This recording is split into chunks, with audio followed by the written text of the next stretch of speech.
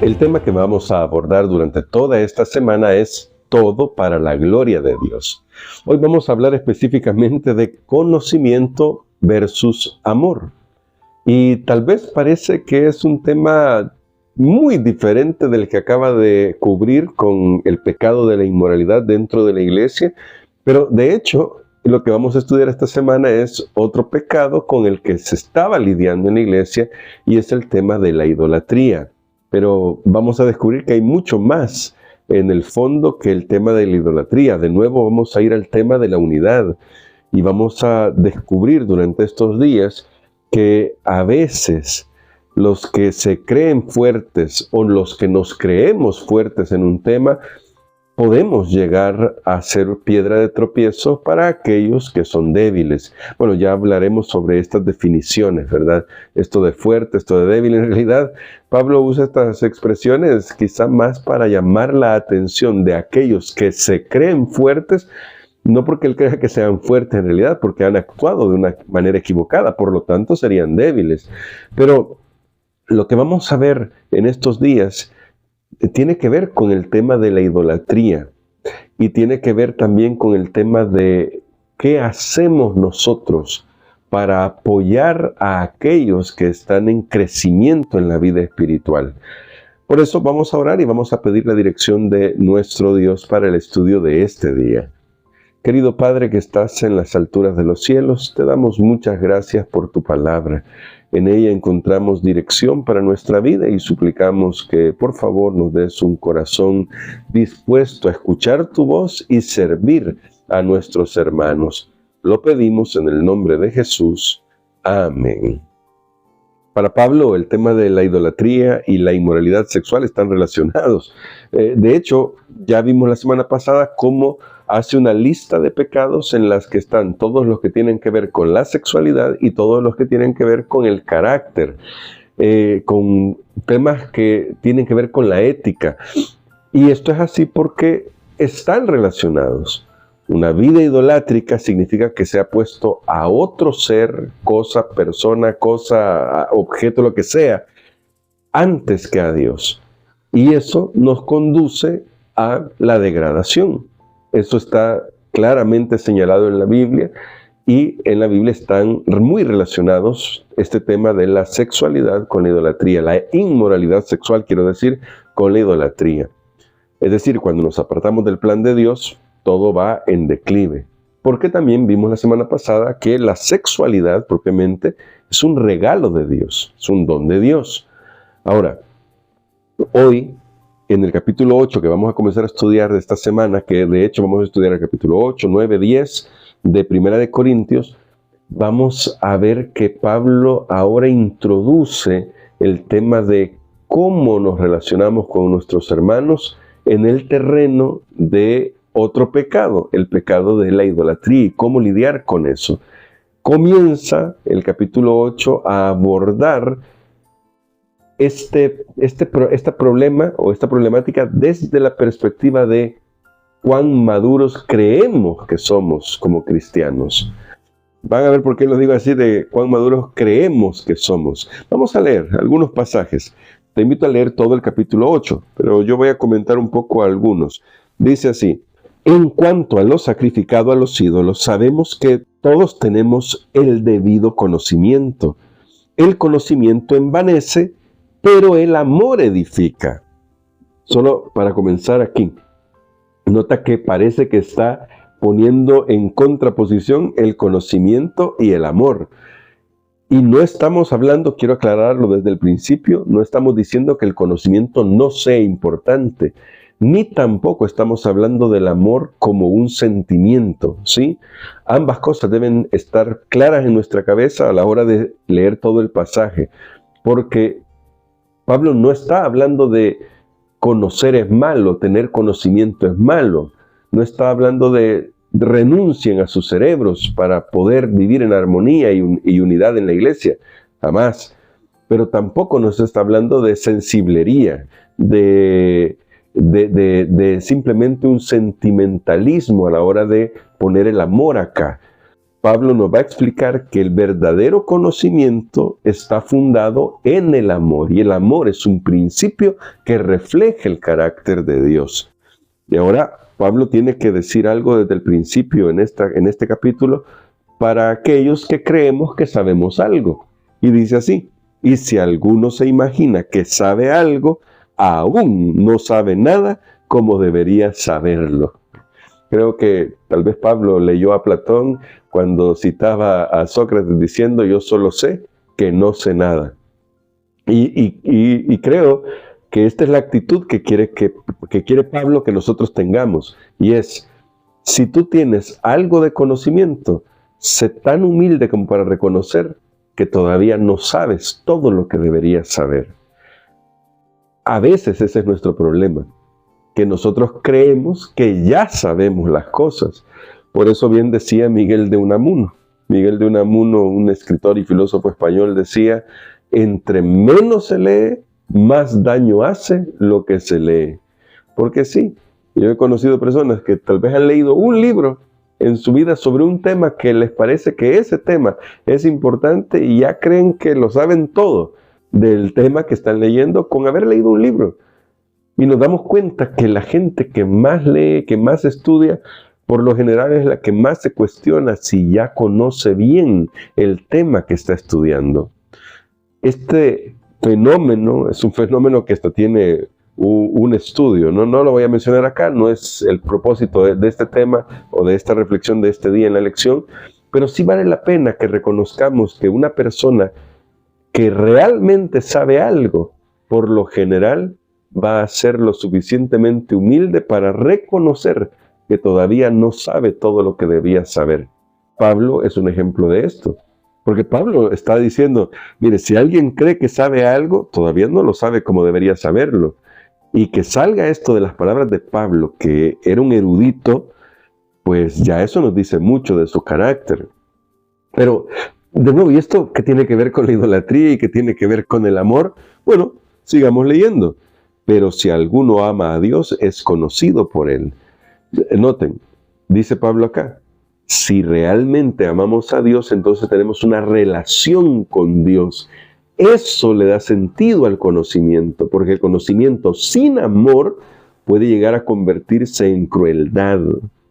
Y hay que tener cuidado con eso. Pero también el extremo es verdad que hay que cuidarnos. El amor sin conocimiento nos llevará a equívocos también. Y ahora viene el tema de la idolatría. Dice Pablo: acerca pues de los alimentos que se sacrifican a los ídolos, sabemos que un ídolo nada es en el mundo, y no hay más que un Dios. Aunque haya algunos que se llaman dioses, sea en el cielo o en la tierra, como hay muchos dioses y muchos señores, para nosotros, sin embargo, solo hay un Dios, el Padre, del cual proceden todas las cosas y para quien nosotros existimos, y un Señor, Jesucristo, por medio del cual han sido creadas todas las cosas y por quien nosotros también existimos. Pero no en todos hay este conocimiento, pues algunos, habituados hasta aquí a la idolatría, comen como si el alimento fuera sacrificado a los ídolos y su conciencia, que es débil, se contamina. Y aquí vale la pena explicar todo el contexto de lo que estaba sucediendo aquí en Corinto. Ya pasamos el tema de la inmoralidad, ya la semana pasada estudiamos eso. Está relacionado, como dije, pero ahora nos encontramos con que hay un grupo de personas que son los fuertes, que ellos saben que ningún alimento sacrificado a los ídolos en realidad está contaminado, porque los ídolos no son nada, no existen. Simplemente los ídolos no existen, los dioses paganos no existen, era una invención humana. Entonces la lógica de ellos, de los fuertes, era: si yo como carne sacrificada a los ídolos, que voy a aclarar aquí, cuando estamos hablando de alimentos, estamos hablando de lo que ellos sabían que se podía comer. No estamos hablando aquí de cualquier carne. Un cristiano, siguiendo las direcciones que sabía de la Biblia, no comería otra carne que no fuera tal vez pollo, res, pescado. Para tener en mente, solo menciono estos tres, generalizando, pero no comería nada que esté consignado en la Biblia como inmundo.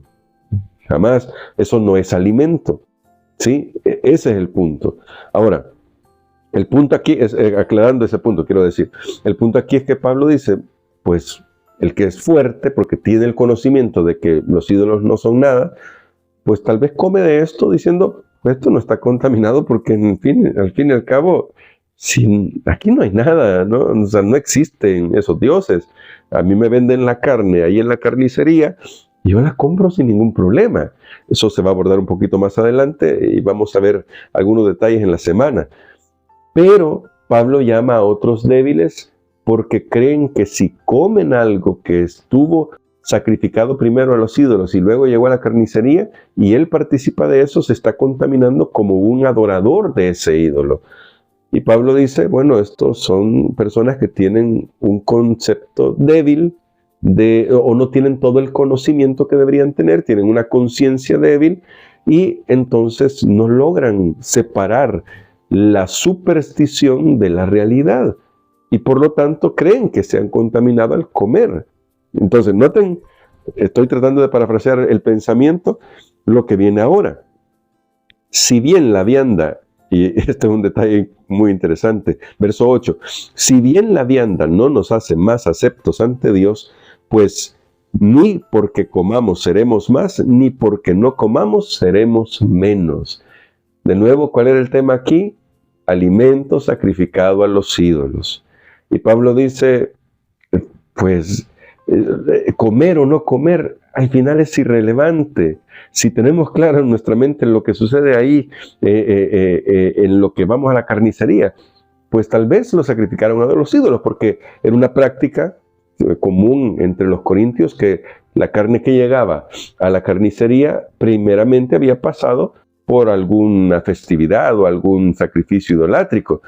Entonces, aquí dice, miren, se nos ha ido de las manos este tema, ni porque comamos seremos más, ni porque no comamos seremos menos. Aquí esto no es algo que debería estarnos dividiendo. Pero quiero señalar este punto. Noten, el contexto es carne sacrificada a los ídolos. Pero quiero sacar este punto acá porque, sin forzar el texto ni tratar de sacarlo de contexto, también hoy en día tenemos este problema. Algunos piensan que porque son vegetarianos son más que otros. Y otros piensan que el que es vegetariano en realidad es débil porque no quiere comer carne. Es decir, toman los textos como quieren, a veces las personas. Pero noten que el punto que está tratando Pablo es tema de idolatría. Pero si hay un principio aquí. No somos más o menos por lo que comemos. ¿Sí? Hay que tenerlo claro.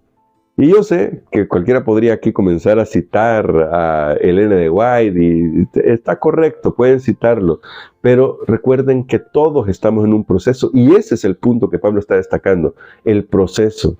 Y de hecho, aunque me citen aquí a Elena de White diciendo, pero es que no hay que comer carne, a mí no me afecta porque yo no como carne, pero lo que yo no hago es convertirme en la conciencia de otro. Más bien lo que yo debo hacer es cuidar la conciencia de otro.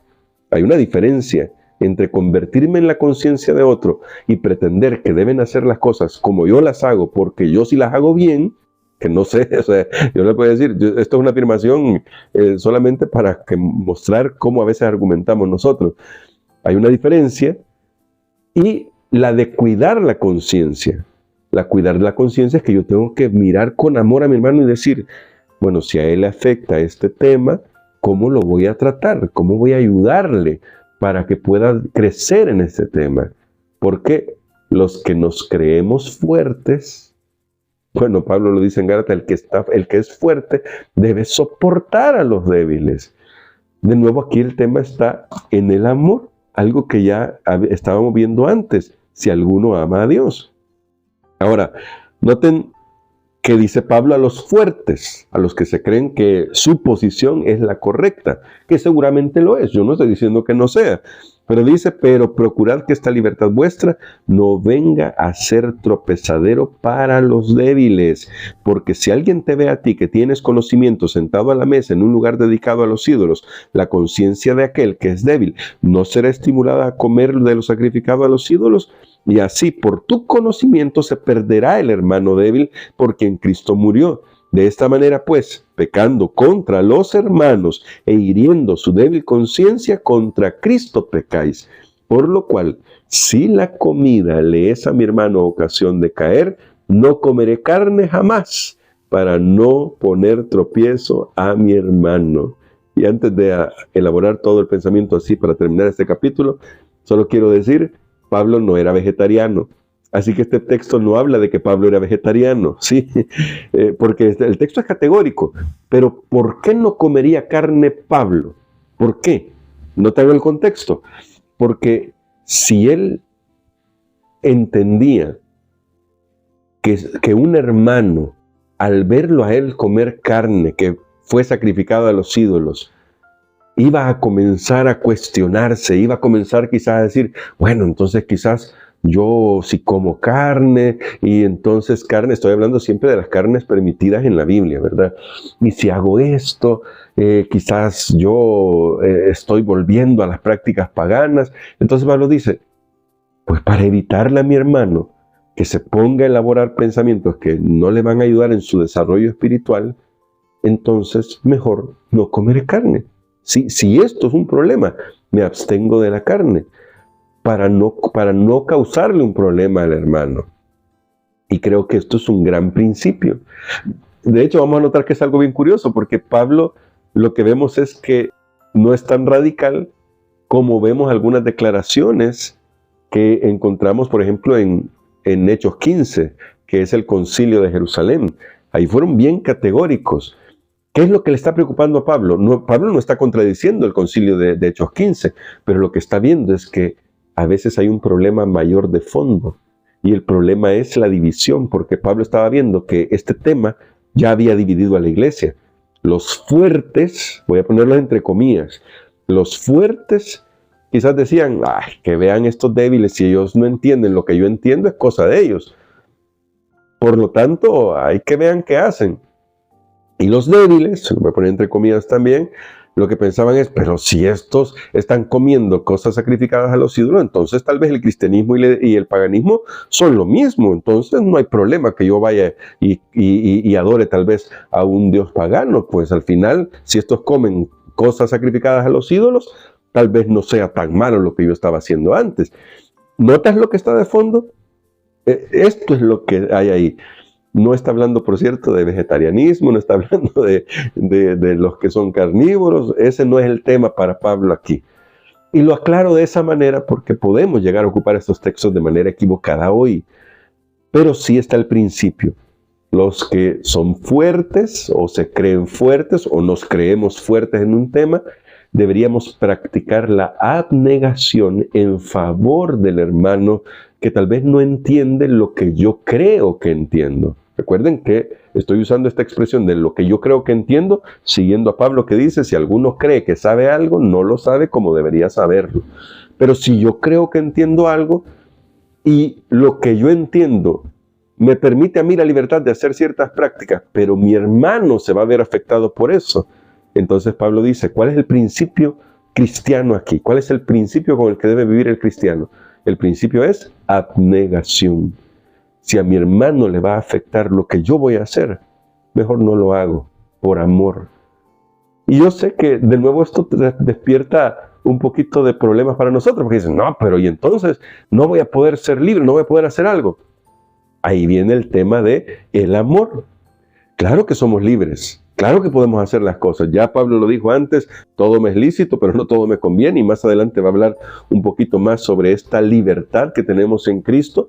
Pero siempre debemos recordar que no somos islas, que somos guarda de nuestro hermano y que tal vez, mientras les ayudamos en su desarrollo espiritual, habrá que abstenernos de algunas cosas que tal vez no lo veamos mal, pero que pues podemos ayudar al hermano. Me gustaría poner algunos ejemplos, pero no sé si me voy a meter, como dicen aquí en El Salvador, en camisa de 11 varas. Porque tendemos a ir a los extremos, pero lo voy a poner, me voy a arriesgar. Creo que con lo que he explicado hasta aquí, podemos tomar una posición equilibrada y podemos comprender este punto de manera equilibrada. Ya hablé de la comida. Y ya dije, ¿no?, que este texto no habla de vegetarianismo, pero si alguien es vegetariano, no crea que por ser vegetariano es más ante el Señor. Y diría más, si alguien es vegano, que está un escalón más arriba que el vegetarianismo en cuanto a abstinencia de algunas cosas, no crea que por eso es más, ni menos. Y tampoco el que come de todo diga, bueno, yo sí, yo estoy ahí, como de todo y entonces yo soy mejor que otros. Tampoco.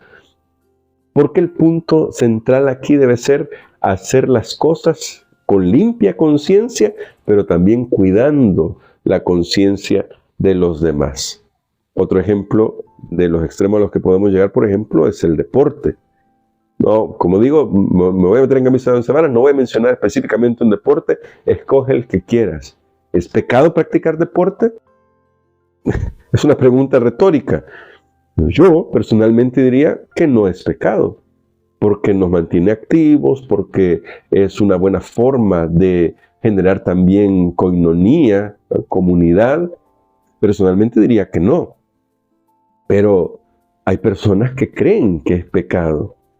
Entonces, los que somos fuertes en este tema, tal vez deberíamos ayudar a los que son débiles, para ayudarles a comprender que si no es pecado, entonces tampoco yo me voy a meter a ser un fanático para cuidar la conciencia del otro. A mí siempre me gustó el deporte del baloncesto, ese es mi deporte, pero dije no voy a mencionar en general, porque sé que hay algunos deportes que despiertan más pasiones que otros. No creo que el baloncesto sea uno de ellos, pero a mí me gustaba mucho el baloncesto. Pero lo que no debía hacer, y por la gracia de Dios no lo permití, es que el deporte me quitara mi tiempo con Dios. Entonces, si nosotros aprendemos a también cuidar la conciencia del otro, entonces estamos manifestando el principio del amor. Porque el conocimiento sin amor se vuelve arrogancia. Y la arrogancia lo único que hace es lastimar al otro. Eso es lo que está queriendo Pablo evitar. Quiere Pablo que se empaten estas cosas, que el amor y el conocimiento vayan juntos, porque el conocimiento envanece, pero el amor edifica. El conocimiento por sí solo no va a ayudar a la comunidad cristiana. El conocimiento debe ir acompañado de amor, porque el amor como principio, no como sentimiento, el amor como principio nos ayudará a ir un poco más allá y a ver la verdadera necesidad que hay de fondo en una discusión, en un problema, como el que se está dando aquí en Corinto. Y ahora, yo quiero terminar con lo siguiente. Sin amor, el conocimiento carece de valor. Sin amor, todo lo que yo hago con mi conocimiento puede terminar lastimando a otro. Por eso es necesario que yo me examine a mí mismo y piense, lo que voy a hacer, lo hago porque en mi conocimiento me he envanecido de tal manera que no me importa lo que piensen los demás, yo sé que lo que yo estoy haciendo es correcto y se acabó. O cuando yo tomo una decisión sobre lo que voy a hacer, que yo sé que está bien, por ejemplo, lo que ellos podían decir, pero si el ídolo no es nada, entonces, ¿por qué me tendría que abstener de eso? Y digo, pero está bien, eso es correcto, el ídolo no es nada.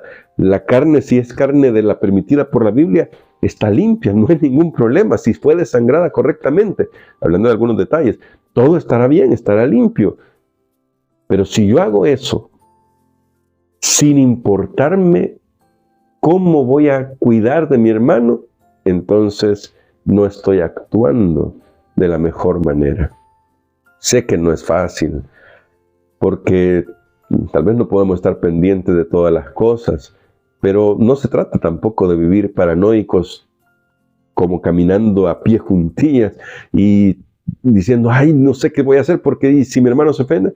Tampoco se trata de eso, porque el que quiere ofenderse se va a ofender, sino que tenemos que guardar el equilibrio correcto entre tener mis convicciones personales bien fundadas, claro está, tampoco estamos hablando de creer lo que sea y ser rebeldes con lo que nosotros creemos, no, tener mis convicciones bien fundadas, mientras también cuido la conciencia de mi hermano. No sé si he sido claro con esto, he tratado de navegar en esto porque son temas que son complicados, pero es necesario hablarlos. Así que si te ha servido este comentario, déjame un buen like y un comentario ahí diciéndome si te sirvió o no te sirvió este comentario, porque la intención es que veas que de fondo el problema era un problema de unidad. Pablo quiere cuidar la unidad, no a cualquier precio, porque eso lo voy a seguir repitiendo yo, y Pablo también no es que él diga, bueno, hay que sacrificarnos cualquier cosa, no. Pablo por eso pone a la par conocimiento y amor, para que los empatemos y digamos, si yo sé algo conforme a la Escritura y actúo conforme a eso para cuidar de mi hermano, entonces estoy haciendo las cosas bien. Así que te sirvió este comentario, te agradezco, compártelo con otros y si no te has suscrito, suscríbete. Y pues cualquier duda, espero contestar algunas preguntas, de repente contesto algunas, trato de, no siempre puedo, pero te agradezco por llegar hasta aquí. Vamos a orar y vamos a pedirle la dirección de nuestro Dios, que hoy estuvo más amplio porque estudiamos todo un capítulo, básicamente versículo por versículo. Así que vamos a orar. Querido Padre, gracias te damos por tu palabra. A veces los temas son difíciles de tratar en tu iglesia, en la iglesia, y a veces cada uno con su postura trata de imponerse diciendo que su postura es la correcta.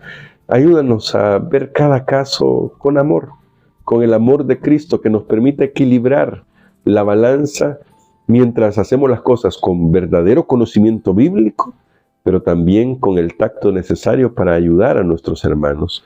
Si nosotros somos fuertes en un tema, permítenos servir a nuestros hermanos y ayudarles a crecer.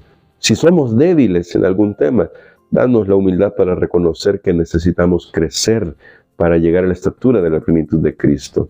En tus manos de amor estamos por Jesús. Amén.